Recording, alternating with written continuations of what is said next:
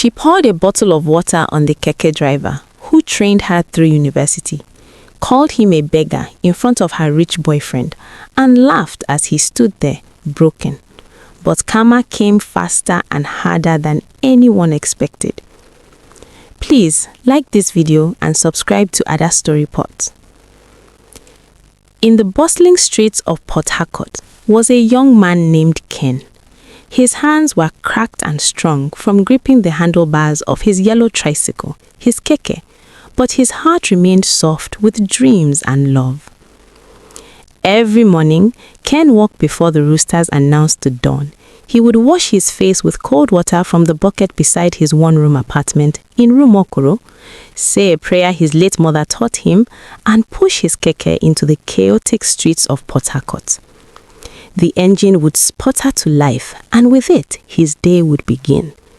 Eleme, Malwan, Rumola, he would call out, his voice competing with 100 others. His keke was his everything, his office, his livelihood, his only inheritance from a world that had taken both his parents before he understood what it meant to be alone. But Ken was not entirely alone. He had his younger sister, Blessing, who lived with their aunt in Diobo, and he had Amanda, the love of his life. Amanda was studying business administration at the Rivers State University, and Ken was her sponsor. Her eyes were bright with intelligence. Her smile could light up the darkest corners of Ken's heart. And, like him, she knew the bitter taste of orphanhood. They had met 3 years ago at a bus stop during a rainstorm. Ken had offered her free passage when she had no money for transport. And from that small seed of kindness, love had grown. "I will make something of myself, Amanda," Ken would tell her on Sunday evenings when they sat by the waterside watching the sun set the sky in shades of orange and purple. "One day, I will have my own farm, fish ponds stretching as far as the eye can see, poultry houses filled with chickens. We will eat from our own land." Amanda would rest her head on his shoulder and smile. "I believe in you, Ken, and when I finish school, I will help you build that dream." Ken's sister, Blessing, never supported his only brother training another woman in school. "Brother, you are wasting your time and money," she would always remind his brother whenever she visited Ken's apartment. "That girl will finish school and leave you for a rich man. You are suffering under sun and rain for someone who will not remember your name when she wears her graduation gown." "Blessing, please," Ken would plead, exhaustion heavy in his voice. "Amanda is not like that. We love each other." "Love?"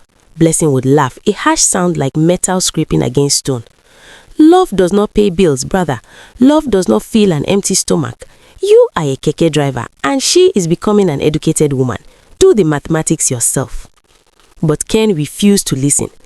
Every morning, he rode through the rain that turned the streets into rivers. Every afternoon, he endured the scorching sun that made his shirt stick to his back like a second skin. Every evening, he counted his earnings, carefully separating what was needed for Amanda's school fees, her textbooks, her feeding money. He ate less so she could eat more.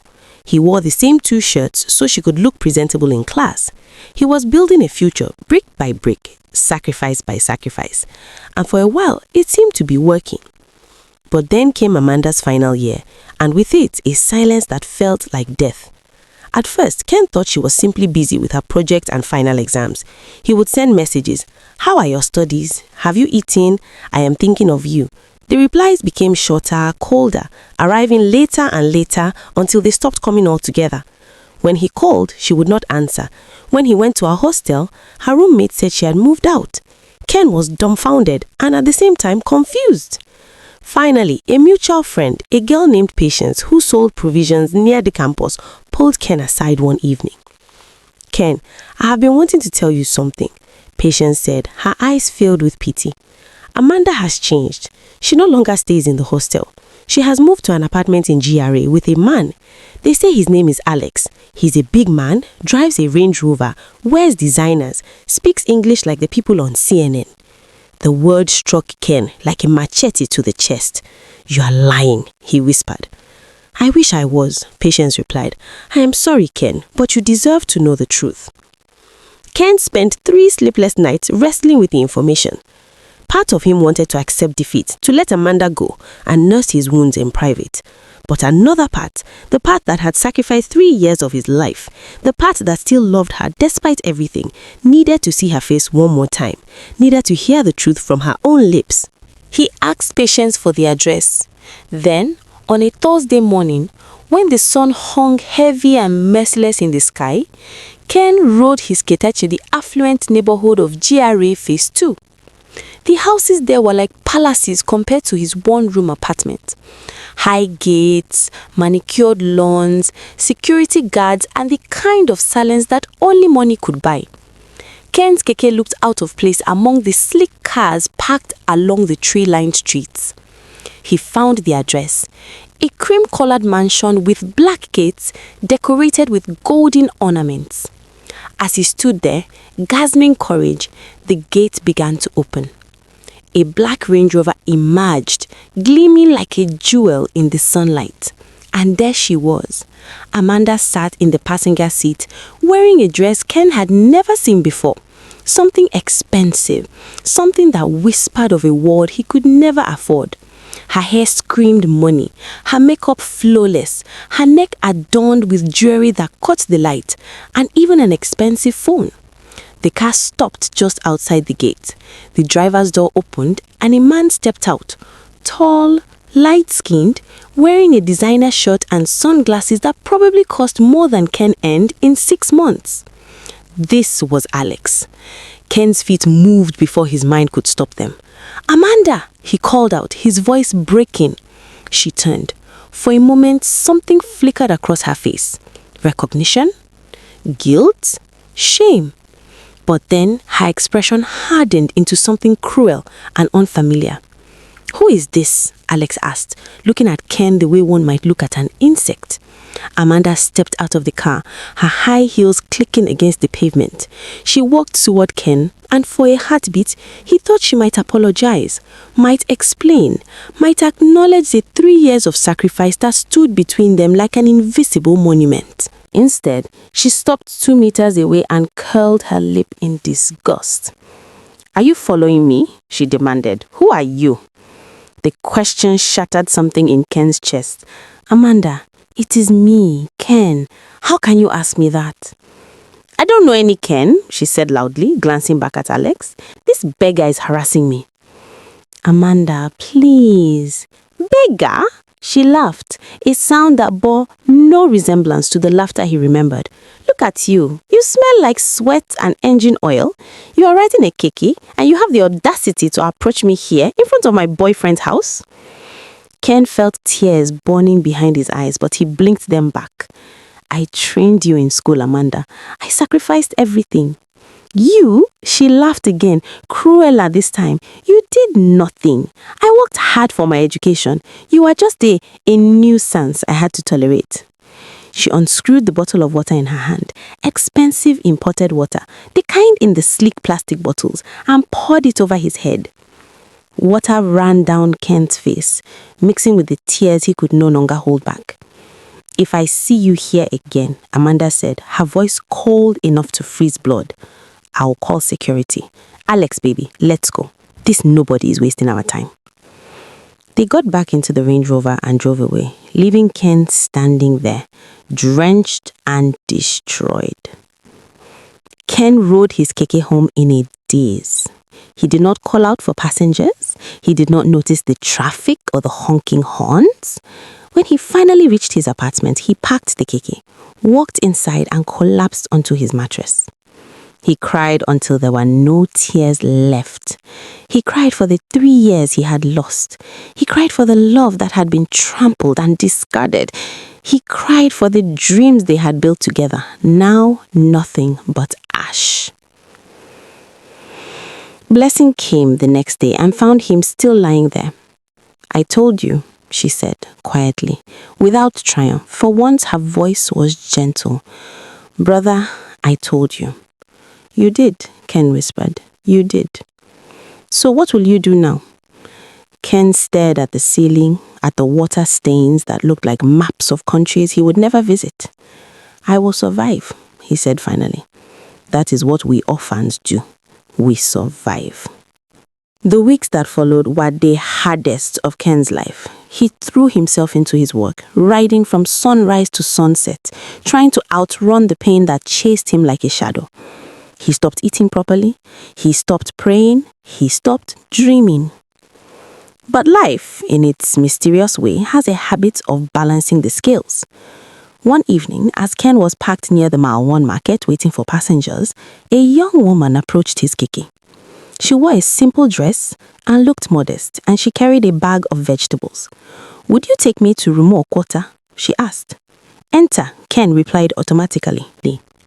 As he drove, she made small talk, asked about his day, commented on the weather, mentioned that she worked as an admin at the university teaching hospital. Her name was Chioma, and there was something peaceful about her presence, something that reminded Ken of still water. When they reached her destination, she paid him and added an extra 500 naira. "For your kindness," she said, smiling. "You did not rush like the other drivers. You made the journey peaceful." That was how it began. Chioma became a regular passenger, and slowly she became a friend. She would ask Ken about his dreams, and to his surprise, he found himself talking about the fish and poultry farm he still wanted to build. She did not laugh or mock him. Instead, she listened with genuine interest. "My father was a farmer," she told him one day. "It is honest work, noble work. You should not give up on your dream, Ken." Her words were like water on parched soil. Meanwhile, in the mansion in GRA, Amanda's new life was revealing itself to be a beautiful lie. At first, everything had been perfect. Alex showered her with gifts, clothes, jewelry, expensive dinners at restaurants where she felt like a queen. He introduced her to a world of luxury she had only seen in movies. But after 2 months, cracks began to appear. Alex's temper was volcanic. The first time he raised his hand to her was over something trivial. She had laughed too loudly at a party. He slapped her across the face and then apologized profusely, buying her an expensive handbag. The pattern repeated. Violence followed by gifts. Screaming followed by sweet words. Amanda became pregnant. For a brief moment, she thought this might change everything, might make Alex more gentle, more committed. Instead, during an argument about her refusal to terminate the pregnancy, Alex pushed her. She fell down the stairs. The baby did not survive, but the damage went deeper than that. At the hospital, the doctors delivered news that felt like a death sentence. The fall had caused complications. They had to remove her womb to save her life. Amanda woke from surgery to find herself alone in the hospital room. No Alex, no flowers, no concerned phone calls. Instead, the next day, Alex's driver arrived with her bags and a sealed envelope. Inside was a short letter written in Alex's neat handwriting. "Amanda, I am sorry, but this has become too complicated. I have a wife and children in Lagos. I cannot continue this. The hospital bill has been paid. I wish you well in your future. Alex." The driver would not meet her eyes as he set down her belongings and left. Amanda sat in that hospital bed, surrounded by the ruins of her choices, and wept till tears couldn't come out again. 2 years passed. Ken's life had transformed in ways he had never imagined. Through Chioma's encouragement, he had applied for the federal government's agricultural intervention program. Against all odds, his proposal had been accepted. He received a grant, enough to lease land in remote Koro, build fish ponds, and construct poultry houses. The Keke man's farm, as locals began calling it, became a modest success. Ken married Chioma in a simple ceremony attended by Blessing, who had tears of joy in her eyes as she watched her brother finally find happiness. Ken and Chioma built a small house on the farm. In the evenings, they would sit on the veranda and watch the sunset, just as Ken had once done with Amanda. But this time, the love was different, honest and built on respect rather than sacrifice. "Are you happy?" Chioma would ask. "I am," Ken would reply, and mean it. Amanda's life had collapsed into something unrecognizable. Without her womb, without Alex, without her degree, which she had failed to complete because of the trauma, she found herself working as a sales girl in a small shop in LMA. The owner was kind enough to give her a chance despite her incomplete education. She rented a single room in a Face Me I Face You compound, the kind of place she had once looked down upon. Every night, she lay awake on a thin mattress, replaying that moment at the gate when she had poured water on Ken's head. That particular memory tormented her like a vengeful spirit. She heard about Ken's success through the whispers of market women. "Have you heard? That keke driver Ken, he now owns a big farm. He got married to a nurse, not like these city girls who are looking for what to chop."